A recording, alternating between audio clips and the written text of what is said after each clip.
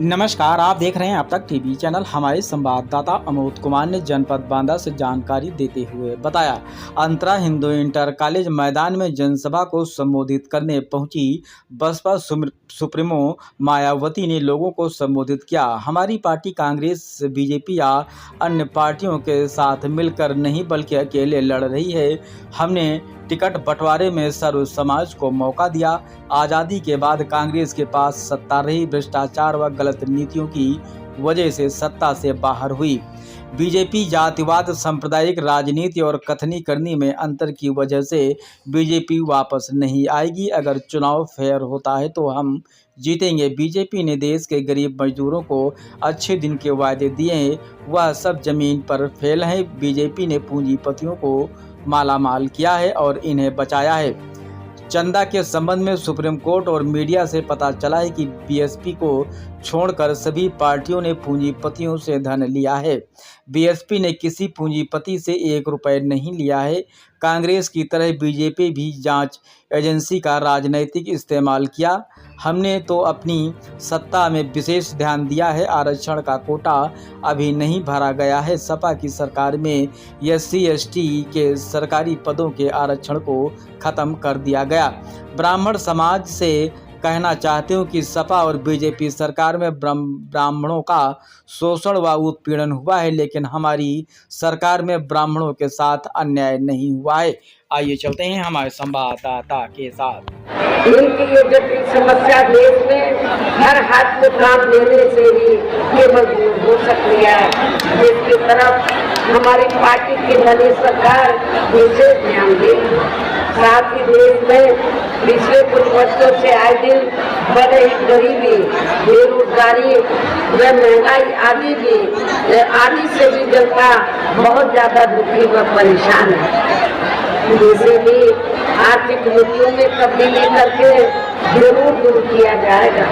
धर्म की भी आड़ में पिछले कुछ वर्षों से खासकर मुस्लिम समाज के लोगों का की भावना से जो इनका काफी ज्यादा शोषण या उत्पीड़न आदि किया जा रहा है, तो उसे भी जरूर रोका जाएगा।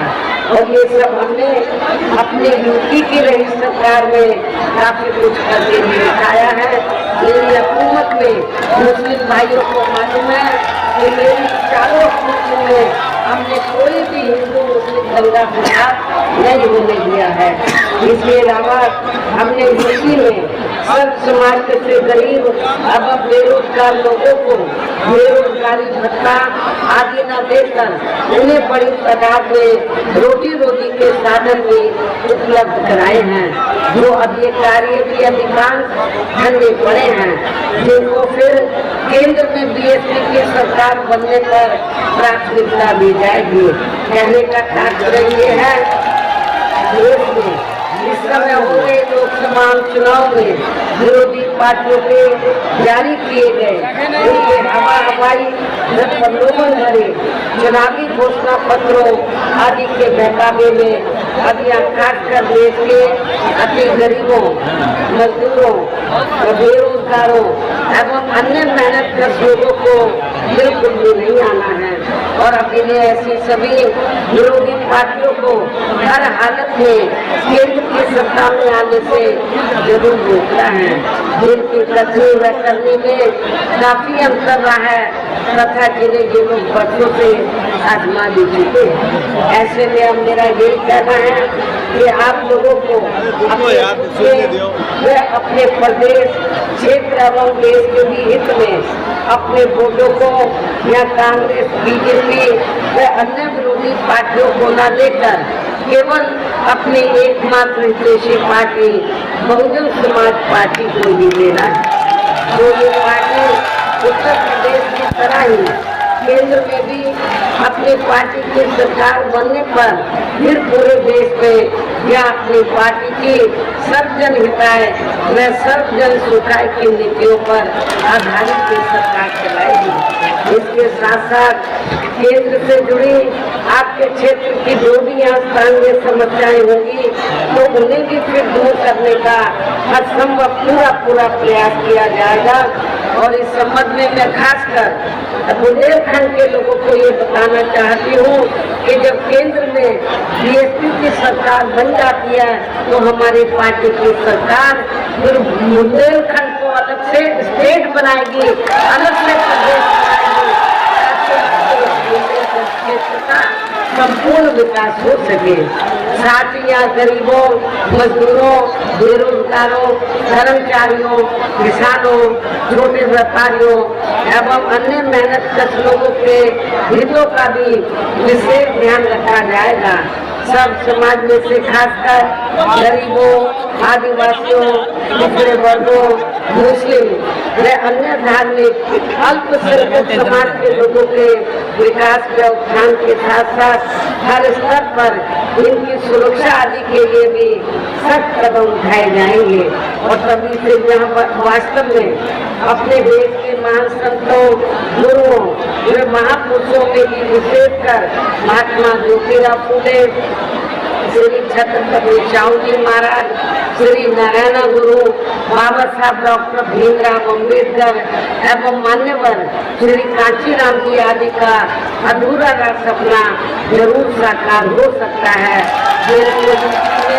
हमारे पार्टी के लिए सरकार द्वारा हर स्तर पर पूरा आदर सम्मान दिया गया है। इन्हीं खास बातों के साथ ही अब मेरा देश में आपके स्टेट के भी हित में कमेटी के रिपोर्ट में भी किया गया है।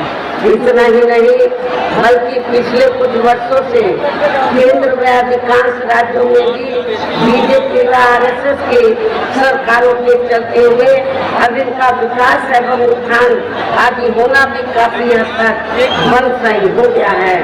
आज दिन इन पर खासकर हिंदू कुटियार में हो रही जुर्म जाति भी यह काफी ज्यादा चरम सीमा पर पहुंच चुकी है। इनके साथ साथ अपर कास्ट समाज में से विशेषकर गरीब लोगों की भी हालत हमें कोई खास अच्छी नजर नहीं आती है।